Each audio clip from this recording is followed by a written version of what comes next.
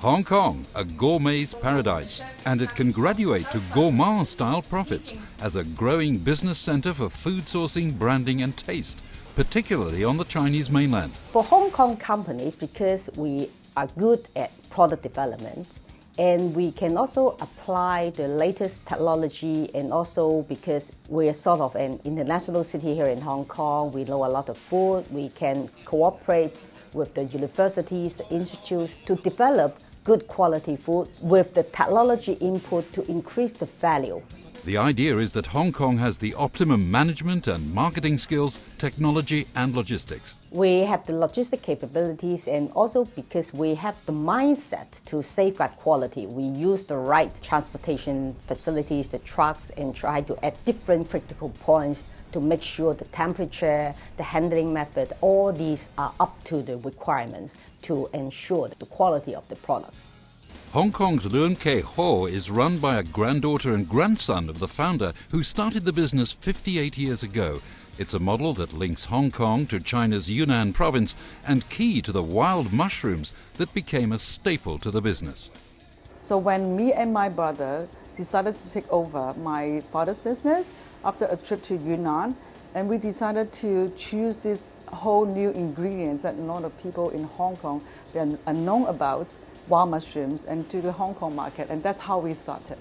Winnie Wong is the founder's heir, a former IT specialist with IBM and SAP, but she's taken the family food business onto a new generation of brands, Jay's Gourmet and Jay's Garden, and widened the product lines. All we knew was just shiitake, cultivated mushroom. So what we did there at that time is really to do some research, to understand what wild mushrooms means to the West and what it means to the local Hong Kong market. I was in the IT area for 11 years. I was trained to be a professional. I have to do, presentation and also make proposal to our customers about our solutions in terms of the IT area. So I found that the skills that I can also use in this rather traditional and primitive food market. Product development, management, marketing, brand development. It's all part of the story of this company and others like it from Hong Kong who want to make their fortune in this field around the world or on the Chinese mainland. But it's also about pricing, which means that this truffle, for example, costs 200 Hong Kong dollars here, but it would cost about 10 times as much if it was from overseas, from Italy, for example. Luen Kee Hoo's store is an example of how Hong Kong can be a showroom for upmarket foods, as Chinese mainland diners get a taste for the good things in life, which Pansy Yau describes in her HKTDC research report. As they become richer today, I think most of them not only want to stuff their stomach, but they look for something tastes better, good nutritious, and safe. Also, now they are more receptive to different kind of national cuisines. They like Indian curry, they like Japanese sushi, all these kind of things. They're looking for varieties as well.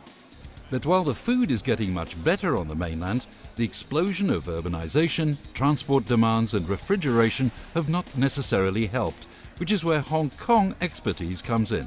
We're talking about food safety, traceability of different critical points, for example, where the food is sourced, how it is stored, how it is transported to the supermarket, etc.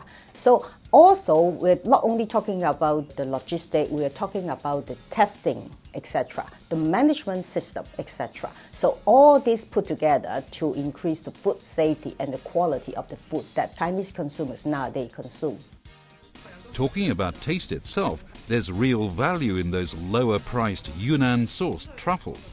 Yes, truffles is considered to be a very expensive product, especially to the European country. It is actually a precious product because we have limited supply every year.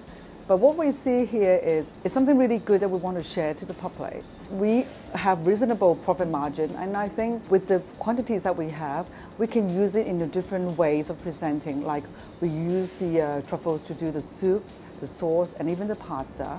But in broader terms, Luen Kee Hoo is aiming to win over mainland hotels and restaurants with quality, and that affects pricing. At the end of the day, it's not just the products that people want to buy, it's also the brand name, the company's name behind.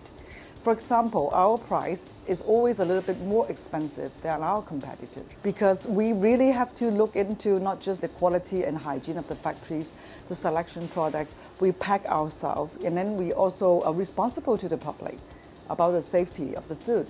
So that's why most of the major hotels, and they want to have an ease of mind about food safety. Better branded foods can indeed be big sellers. In China, because it's such a huge geographical area, they produce a lot of different kinds of agricultural products. If Hong Kong set a mind in the upmarket in China, they can make use of the farm produce in China and then apply technology and apply the management system to produce goods for these upmarket food, in China.